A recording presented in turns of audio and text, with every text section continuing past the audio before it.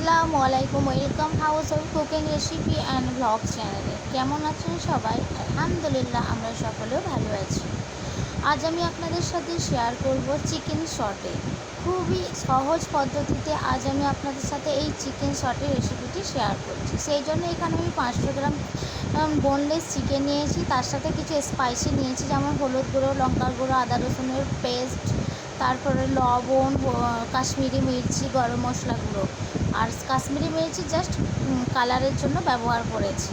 তো ভালো করে জিরা গুঁড়ো, ভালো করে সমস্ত স্পাইসিগুলো আমি ভালো করে চিকেনের সাথে ম্যারিনেট করে ম্যাক্সিমাম 10 থেকে 15 মিনিট মতো রেখে দিব। আপনারা চাইলে ওভারনাইটও রাখতে পারেন, কিন্তু আমার হাতের সময় খুবই কম ছিল, তাই 10 থেকে 15 মিনিট মতো ম্যারিনেট করে রেখে দিয়েছিলাম। তার সাথে নিয়েছিলাম ক্যাপসিকাম, টমেটো, পেঁয়াজ কুচি।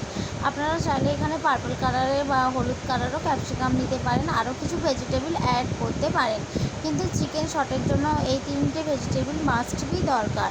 তার সঙ্গে নিয়ে নিয়েছিলাম টুথপিক, অবশ্যই দরকার। আর চিকেনের কিউবগুলো আপনারা আপনাদের ইচ্ছা মতো করতে পারেন, একটু বড়ও করতে পারেন বা এর থেকে একটু ছোটো সাইজও করতে পারেন।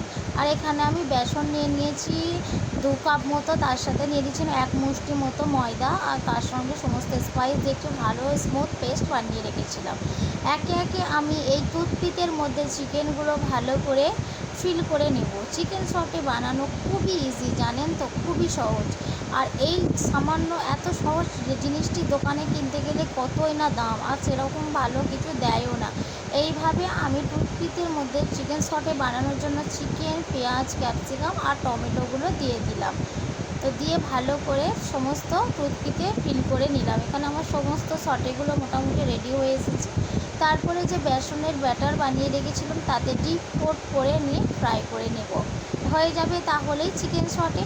আর এইভাবেই আপনারা বানিয়ে ফেলতে পারেন চিকেন শটে। আপনারা চাইলে এটিকে এমনিও ফ্রাই করতে পারেন, সেটি হয়ে যাবে চিকেন কাঠি কাবাব, কিন্তু আমি এখানে চিকেন শটে বানাচ্ছি।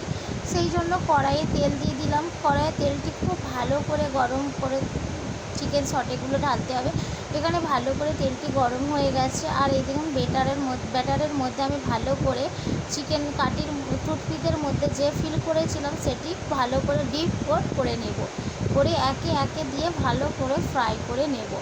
তাহলে একদম দোকানের মতো মুচমুচে, বাইরে মুচমুচে আর ভিতরে জুসি জুসি চিকেন শটে একদম